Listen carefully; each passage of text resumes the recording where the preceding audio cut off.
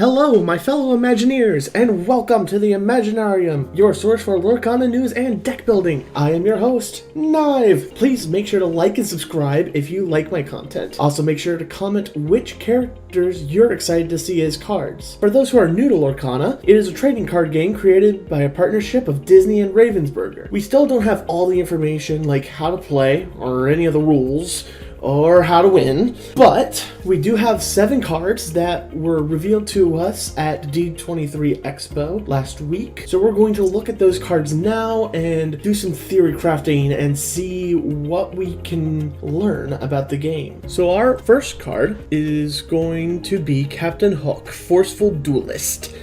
The symbol on the top left corner looks like it's going to be the cost on the character, which is a typical spot for costs or types on playing cards. The 2 numbers on the middle right there, the 1 and the 2, looks like they're going to be the attack and defense scores on our characters. Beneath that, you see a bunch of different keyword types. So Captain Hook is Dreamborn, a villain, a pirate, and a captain. Now, we're not entirely sure what the single diamond on the right-hand side could mean. There's a couple theories. Ravensburger announced that the symbols do not mean the rarity of the card. So what this could mean, it could mean that this is a discarding resource game, so you can discard Captain Hook from your hand to get 1 resource, or it could be a victory point system where you get a certain number of victory points at the beginning of your turn as you win the game. Up next we have Cruella,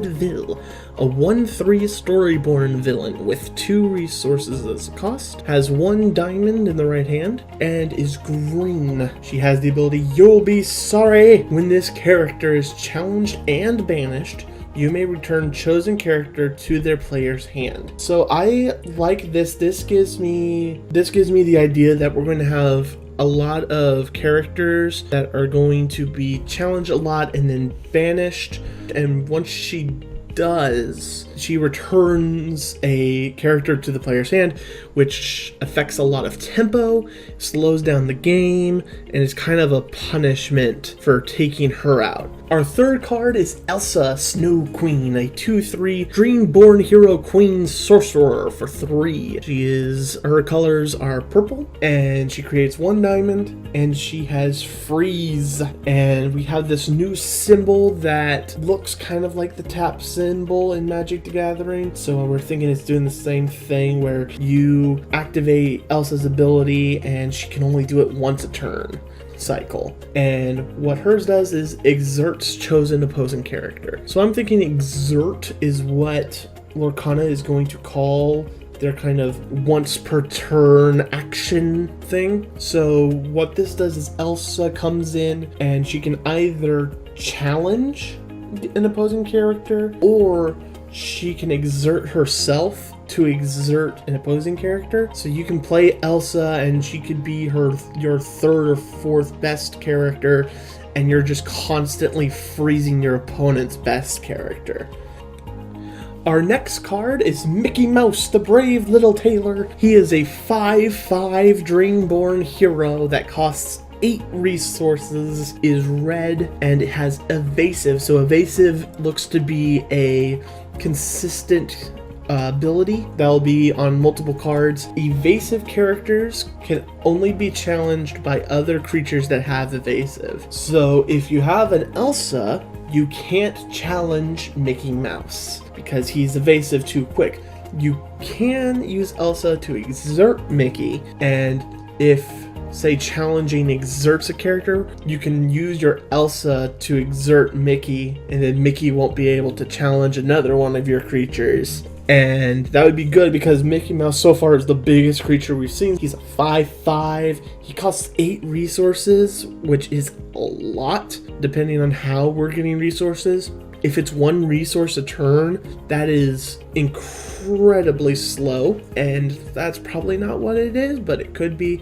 And Mickey Mouse also creates 4 diamonds, so either you're discarding him for 4 resources, if that's the way they're going, or he creates 4 victory points, which either way is incredible. Next up is Robin Hood, Unrivaled Archer. He is a 4/4 Storyborn hero that is blue and costs 6 resources and creates 2 diamond things. He has Feed the Poor. When you play this character, if an opponent has more cards in their hand than you, draw a card. Also has Good Shot. During your turn, this character has Evasive, which means Robin Hood would be able to challenge cards with Evasive, but he's not evasive himself. So this is slightly cheaper than the Mickey Mouse beforehand, and if you have a bunch of characters that are cheaper that you can bring out quickly before you can play this Robin Hood and have a smaller hand than your opponent, then you're able to draw a card and get more cards that way. The Good Shot, I think Robin Hood should have been evasive because he's a sneaky fox and like gets away with everything, but I think the designers kept him from having evasive due to balance, so he's just really, he can take out evasive characters with his bow and arrow, which is very flavorful as well. I think from what we've seen so far, they're going to go deep into the flavor, but at the same time, they're not going to overpower characters to the point where it's going to be unfair to the other characters. So like Robin Hood, he's not evasive, but he can challenge evasive characters, which I like very much. Next up, we have Stitch, the Rockstar, which is a 3/5 Floodborn hero alien that is yellow, costs 6, creates 3 diamonds. And he has this brand new ability that we haven't seen on the other cards, which is Shift 4, which says you may pay 4 to play this on top of one of your Stitch characters. He also has Adoring Fans. Whenever you play a character with cost 2 or less, you may exert it to draw a card. So Floodborn looks to be a 3rd type of born that characters can be. Again, I'm not entirely sure what those are going to be, but I'm kind of intrigued to see maybe you can only play Storyborn or Floodborn or Storyborn characters in your deck, or what other kind of deck restrictions they have for us. Shift looks to be an interesting ability. It kind of reminds me of auras in Magic the Gathering or evolutions in Pokemon, where you can play a cheaper Stitch, so like maybe a 1 or 2 cost Stitch earlier in the game, and then when you have 4 resources, you can then upgrade that Stitch to a Rockstar. I think Stitch is going to go very well in a go-wide strategy where you get a bunch of cheap characters that you can just play down, draw a card, draw a new cheap character, put that down, exert it, grab another card, and just keep going and just all out on it. It will depend on how this game works. So if it's a victory point style and you need to get a lot of victory points, these cheaper characters only have 1 diamond, so you'd have to put a lot down. But Stitch Rockstar here has 3, so that would help out quite a bit. That kind of depends on how good this could be. And finally, we have Maleficent, Monstrous Dragon. He is a 7/5 Storyborn villain dragon that costs 9 resources and creates 2 diamonds. So if it's a victory point style, she doesn't make that many victory points for that much resources.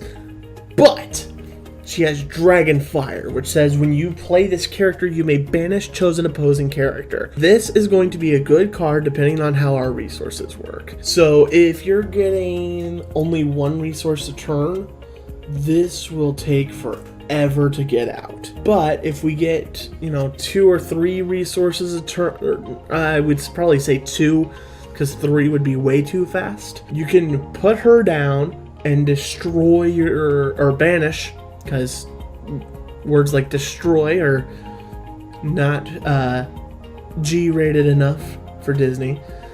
When you put her down, you're going to banish your opponent's best character, and then you have this 7/5 behemoth. One big question that we have for this is, can our characters exert and challenge right when they enter play? Because if they do, Maleficent can very easily come down and with 9 resources take out 2 of your opponent's characters out of nowhere, which would be absolutely incredible because she can come down and then banish Mickey, and then and if she could immediately challenge Stitch Rockstar, that's 7 diamonds out of nowhere for 9 resources. So I think Maleficent's going to be really good in a control shell as like a top end on a control deck, or the top end of a mid-range kind of deck. Again, we only have these 7 cards and we don't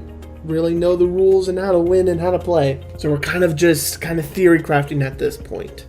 A couple questions that I have for them are this. 1, does damage stick in between turns? So if my Elsa challenges Maleficent, does that 2 damage stay round after round like Pokemon? Or does it go away and they heal up like in Magic the Gathering? Because if they heal up, that's going to put a lot more pressure for aggressive decks to make sure to just take out the bigger creatures as soon as possible, or all that. Second question is, do they deal damage to each other? So like if Elsa challenges Cruella, does Elsa deal 2 damage to Cruella and Cruella 1 damage to Elsa? Again, that changes things up. That if only the challenger deals damage, then aggressive characters like Captain Hook will be significantly better because there's no kind of chump attacking, as it were, or forced trading. And then one of your opponents would have to give up challenging a different character to take out a 1-cost Captain Hook, because Captain Hook is dealing 3 damage a turn. Third question is, can characters challenge the turn they enter play? Or in Magic the Gathering lingo, do they have haste? If so, that makes cards like Maleficent so much better, as they can enter in, have their interplay ability, and then immediately challenge another character. And then can multiple characters challenge the same character?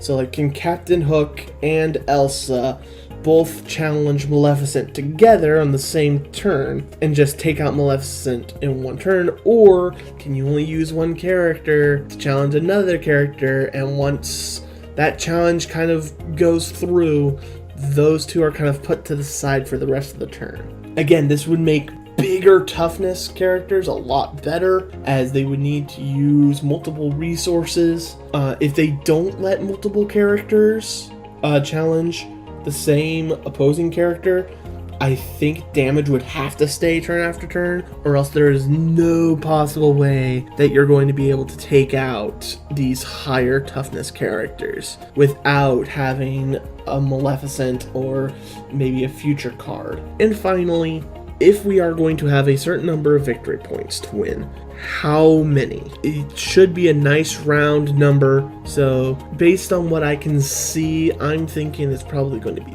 10 or maybe 15 at the most. I'm thinking it's either 10 or 15, because if it's 5, it's way too easy to get.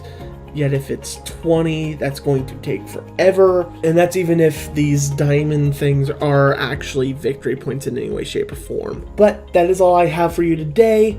Thank you so much for listening, and I hope you have a great day. Don't forget to like and subscribe, and I will see you next time.